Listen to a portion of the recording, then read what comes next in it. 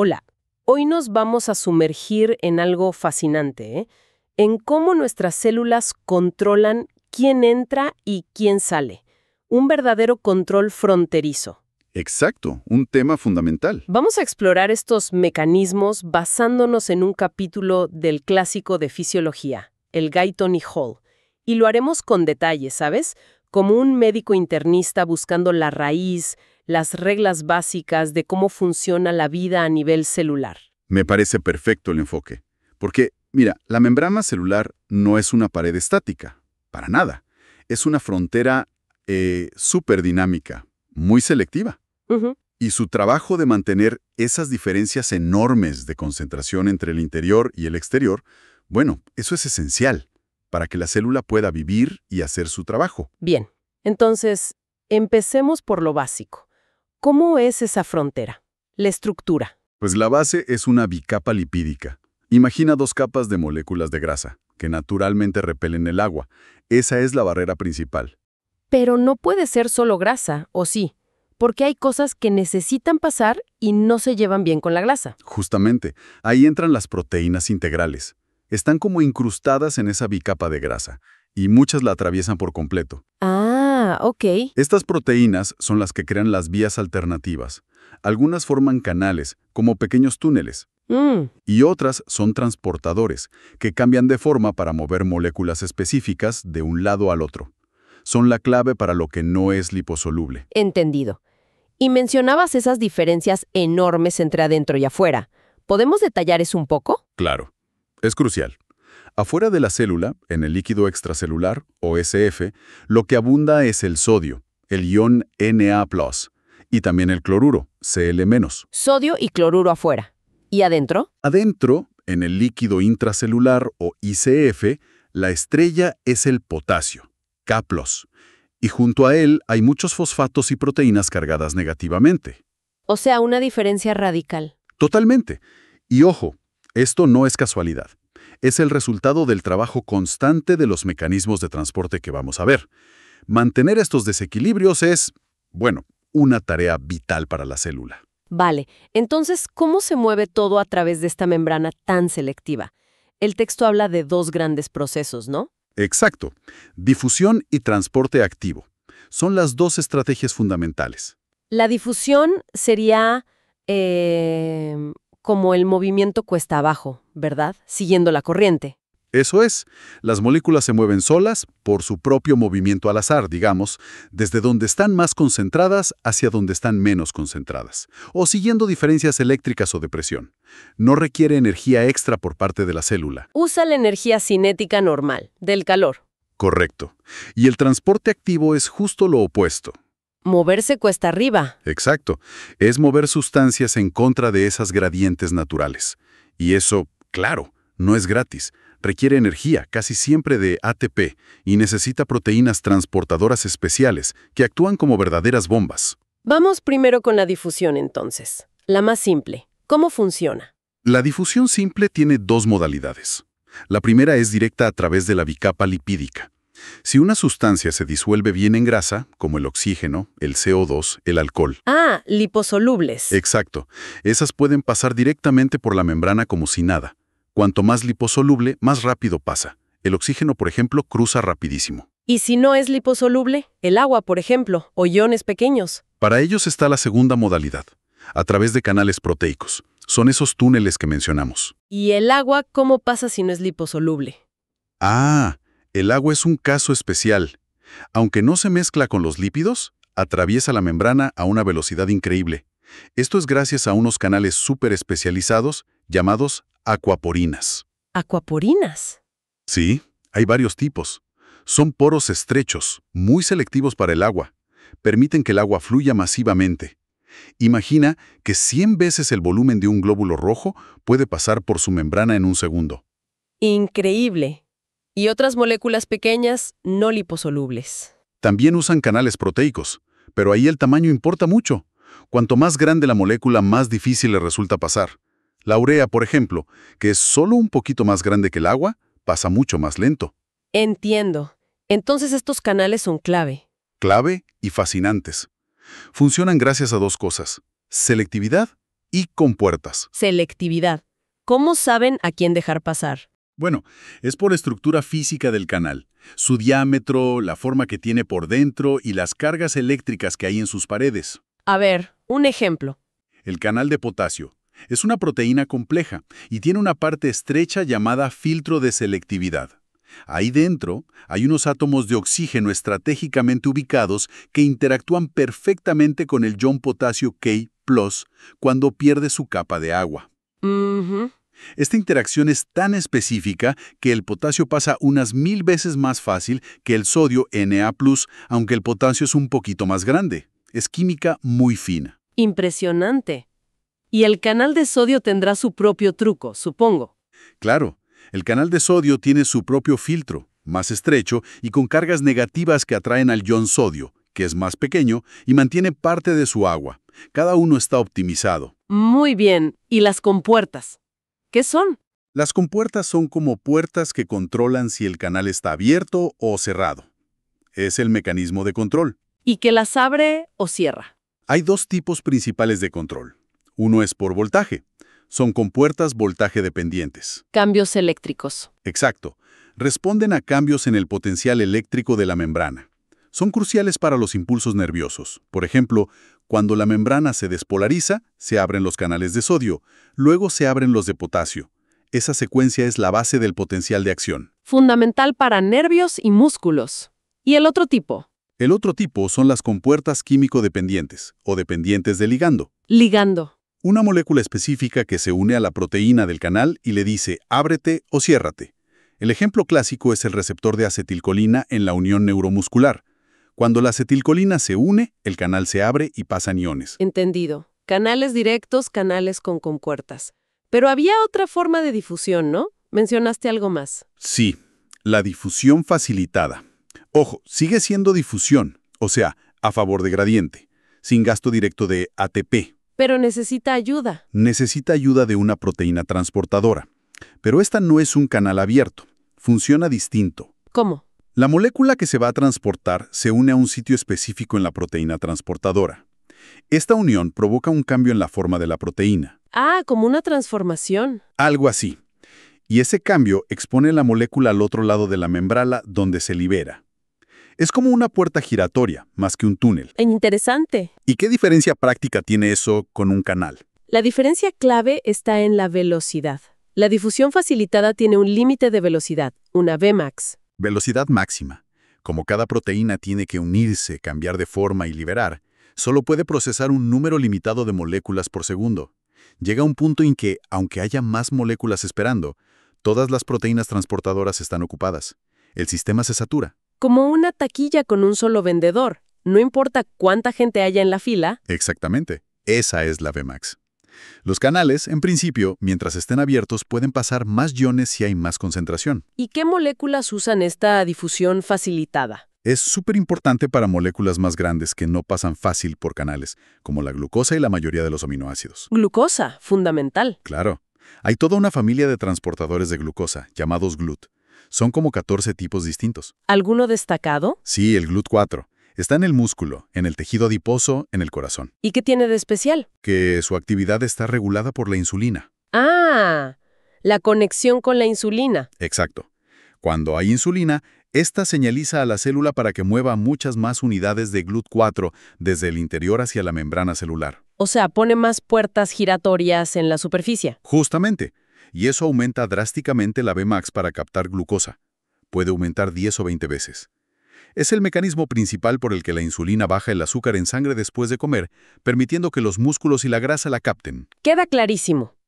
Bien, hemos visto los tipos de difusión. Ahora, ¿qué factores generales afectan la velocidad neta con que algo difunde? Bueno, el más obvio es la diferencia de concentración, ¿no? Claro, si hay mucho afuera y poco adentro, va a entrar más rápido. Exacto. La velocidad neta es directamente proporcional a esa diferencia. Concentración afuera menos concentración adentro. ¿Qué más? Para los iones, mencionaste la carga eléctrica. Sí, el potencial eléctrico de membrana. Los iones tienen carga, así que el campo eléctrico de la membrana los atrae o los repele. Afecta su movimiento. Claro, puede frenar o acelerar la difusión debida a la concentración. De hecho, para cada ion existe un potencial eléctrico, llamado potencial de Nernst, que equilibra exactamente su gradiente de concentración. Si la membrana tiene ese potencial, el flujo neto del guión se detiene. Esto es importantísimo para entender los potenciales de membrana en reposo y los impulsos nerviosos. Interesante. Y había un tercer factor. Mencionaste la presión. Sí, la diferencia de presión. Si hay más presión de un lado, literalmente empuja más moléculas a través de los poros hacia el lado de menor presión. ¿Dónde es relevante eso? En los capilares sanguíneos, por ejemplo, la presión de la sangre dentro del capilar ayuda a filtrar agua y solutos pequeños hacia los tejidos. Perfecto. Ahora, un tipo especial de difusión que es crucial. La ósmosis, el movimiento del agua. Exacto. El agua es la molécula que más cruza la membrana, por lejos. Y la ósmosis es el movimiento neto de agua a través de una membrana que es permeable al agua, pero no a ciertos solutos. Semipermeable. Eso, semipermeable. Ese movimiento es causado por una diferencia en la concentración del agua. Concentración del agua. Suena raro. ¿No es siempre agua? Piensa en esto. Si pones agua pura de un lado de la membrana y agua con sal del otro, ¿dónde hay más agua en proporción al volumen total? Ah, en el lado del agua pura. La sal ocupa espacio. Exacto. Las moléculas de agua están, efectivamente, más concentradas donde hay menos soluto. Por eso, el agua tiende a moverse desde la zona de baja concentración de solutos, alta concentración de agua, hacia la zona de alta concentración de solutos, baja concentración de agua. Intenta diluir el lado más concentrado. Entendido. Y ese movimiento genera una presión, ¿no? La famosa presión osmótica. Justamente. La presión osmótica es la presión que tendrías que aplicar al lado con más solutos para detener justo ese flujo de agua. Es una medida de la fuerza con la que el agua quiere entrar. ¿Y de qué depende esa fuerza? Del número de partículas de soluto disueltas, no de su tamaño o de su masa.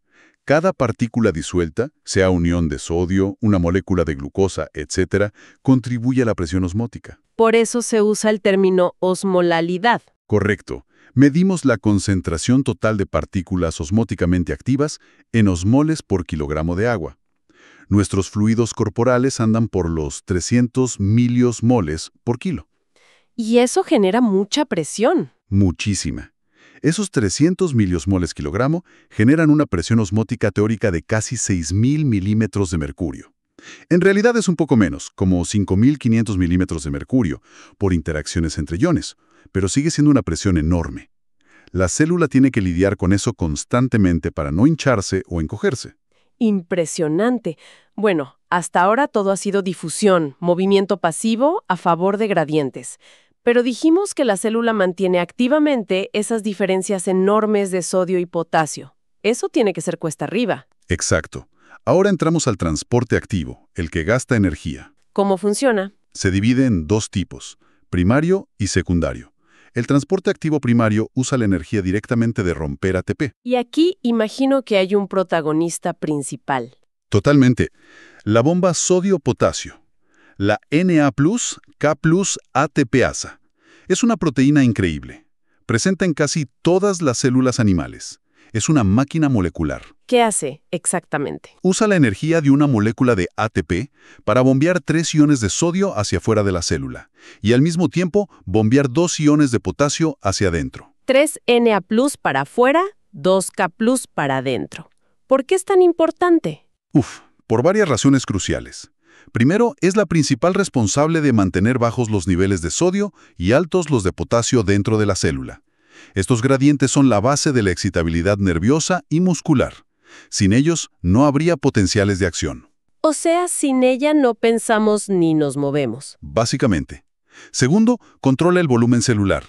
Adentro de la célula hay muchas proteínas y otras moléculas grandes que no pueden salir y que atraen agua por ósmosis. La célula tendería a hincharse. Exacto. La bomba, al sacar 3 iones positivos y meter solo 2, genera una salida neta de solutos osmóticamente activos. Esto contrarresta la tendencia del agua a entrar y evita que la célula explote. Si la célula empieza a hincharse un poco, la bomba se activa más. Es un mecanismo de control genial. ¡Wow! ¿Y tiene alguna otra función? Sí, la tercera es que es electrogénica. ¿Qué significa eso? Como saca 3 cargas positivas y mete solo 2, crea una pequeña corriente eléctrica neta hacia afuera. contribuye a que el interior de la célula sea eléctricamente negativo respecto al exterior. Es parte de la generación del potencial de membrana en reposo. 3 funciones vitales. ¿Y todo eso consume energía, claro? Mucha. En células muy activas como las neuronas, la bomba sodio-potasio puede llegar a consumir hasta 2/3 de toda la energía que produce la célula. Es un gasto enorme. Hay otras bombas primarias importantes. Sí, claro. Otra muy importante es la bomba de calcio, la K2+ ATPasa. ¿Qué hace? Mantiene la concentración de calcio libre dentro del citosol extremadamente baja, unas 10.000 veces menor que afuera. ¿Por qué tan bajo? Porque el calcio es un ion señalizador intracelular muy potente. Pequeños aumentos en su concentración disparan un montón de procesos celulares, como la contracción muscular, la liberación de neurotransmisores, etc. Necesitas mantenerlo bajo en reposo para que la señal funcione. Hay bombas de calcio en la membrana celular, sacando Ca2+, y también en las membranas de orgánulos como el retículo sarcoplásmico en el músculo, guardando Ca2+. Entiendo.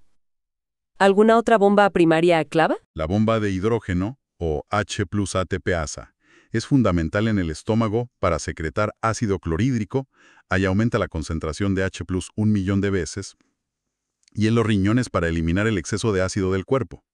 Todas ellas moviendo iones contra gradientes enormes. Exacto. Y el costo energético es proporcional al logaritmo de ese gradiente. O sea, concentrar algo 100 veces cuesta el doble de energía que concentrarlo 10 veces. Por eso, en tejidos que transportan mucho, como el riñón o las glándulas secretoras, el transporte activo puede consumir hasta el 90% de su energía total. Muchísimo. Bueno, ese es el transporte activo primario, con ATP directo. ¿Y el secundario? Dijiste que era distinto. Sí, el secundario es más indirecto, digamos. No usa ATP directamente. Entonces, ¿de dónde saca la energía? Aprovecha la energía que está almacenada en el gradiente de concentración de otro ion. Usualmente es el gradiente de sodio, Na+, que fue creado antes por la bomba sodio-potasio, transporte primario. Ah, usa la energía del trabajo que hizo la bomba NaK. ¿Es como una batería? Exactamente. Es energía potencial almacenada. La célula usa esa caída del sodio hacia adentro, siguiendo su fuerte gradiente, para impulsar el movimiento de otra sustancia contra su propio gradiente. Ingenioso. ¿Y cómo se acoplan esos movimientos?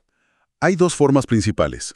Una es el cotransporte, también llamado sinporte. Cotransporte. Sí, significa que el ion motor, generalmente Na+, y la sustancia transportada se mueven juntos, en la misma dirección, a través de la membrana, usando la misma proteína transportadora. O sea, el sodio entra y arrastra a la otra molécula consigo. Justo eso. La proteína tiene sitios de unión para ambos. La fuerte tendencia del sodio a entrar, por su gradiente electroquímico, proporciona la energía para meter también a la otra molécula, aunque ésta esté yendo cuesta arriba, contra su propio gradiente. Ejemplos importantes de esto. Muchísimos. Son cruciales para absorber nutrientes en el intestino y reabsorberlos en el riñón. Por ejemplo, el cotransporte sodio-glucosa permite recuperar prácticamente toda la glucosa del filtrado renal o de la comida. Usando el gradiente de sodio. Exacto. Y lo mismo pasa con los aminoácidos. Hay varios cotransportadores sodio-aminoácidos. También hay cotransportadores para otros iones, como cloruro, yoduro, etc. Muy bien. ¿Y la otra forma de transporte secundario? Es el contratransporte o antiporte. Contra, movimiento opuesto. Sí, aquí el ion motor, de nuevo, usualmente Na+, entra siguiendo su gradiente. Pero la energía de ese movimiento se usa para sacar otra sustancia de la célula, en dirección contraria. Uno entra, el otro sale, usando la misma proteína. Correcto. Un ejemplo importante es el contratransporte sodio-calcio. El sodio entra y el calcio sale. Ayuda a mantener bajo el calcio intracelular complementando a la bomba primaria de calcio. Ok. ¿Otro ejemplo? El contratransporte sodio-hidrógeno. El Na+ entra y el H+, protón, sale. Es muy importante en los túbulos renales para secretar ácido hacia la orina y así controlar el pH del cuerpo, aunque es menos potente para crear gradientes extremos que la bomba primaria de H+. Entendido. Primario con ATP, secundario con gradiente iónico, usualmente sodio, y este último puede ser cotransporte, mismo sentido, o contratransporte, sentido opuesto. Esa es la esencia. Ahora, todo esto lo hemos visto a nivel de una sola membrana celular. Pero en el cuerpo, muchas veces necesitamos mover sustancias a través de capas enteras de células, como en el epitelio del intestino o del riñón. ¿Cómo se organiza eso? Buen punto.